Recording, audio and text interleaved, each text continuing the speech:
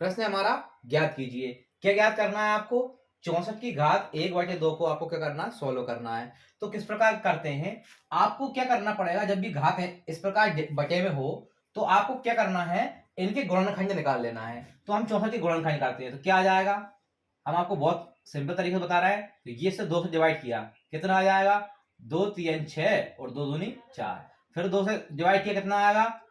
ये हो जाएगा 16। फिर हमने 2 से डिवाइड किया, कितना हो जाएगा? 8 हो जाएगा। फिर 2 से डिवाइड किया, 4 हो जाएगा। 2 से डिवाइड किया, 2 हो जाएगा। फिर 2 से डिवाइड किया, 1 हो जाएगा।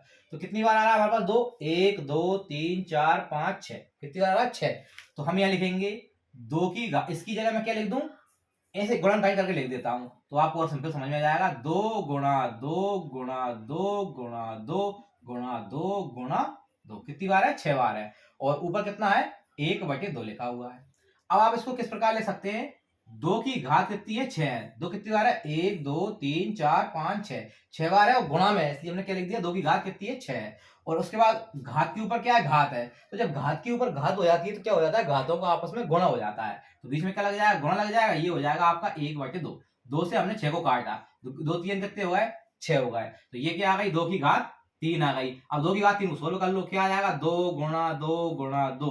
तो 2 दूनी 4, 4 दूनी 8। 8 क्या हो जाएगा? इसका आंसर हो जाएगा। समझ में आया? इसी प्रकार हम क्या करते हैं? दूसरा क्वेश्चन है 32 की घात 1/5। कितना है? 1/5। तो जब हम 32 के टुकड़े करेंगे तो ये नहीं आएगा। इस प्रकार से आपके क्या हो जाएंगे? गुणनखंड हो जाएंगे। तो क्या आएगा? 2 2 2 2 2। कितनी बार आएगा? 5 बार आएगा। तो हम इसको क्या लिख देते हैं?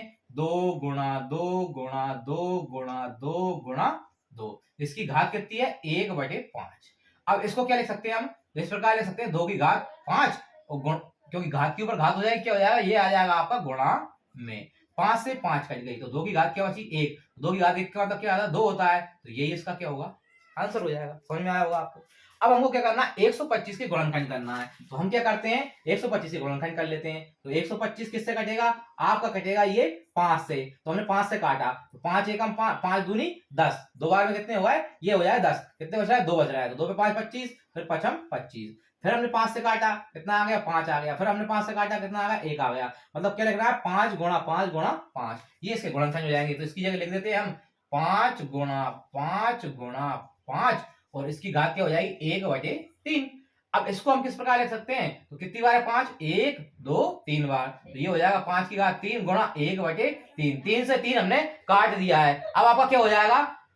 5 आपका ये आंसर आ जाएगा। 5 की घात क्या हो जाएगा? 1। तो ये क्या बचेगा? 5। तो 5 इसका क्या हो जाएगा? आंसर हो जाएगा। उम्मीद करता हूं आपको हमारी वीडियो अच्छी लगी होगी। अगर आपको हमारी वीडियो पसंद आई है तो हमारे चैनल को लाइक कर दीजिए, सब्सक्राइब कर दीजिए। लास्ट मोमेंट पे ही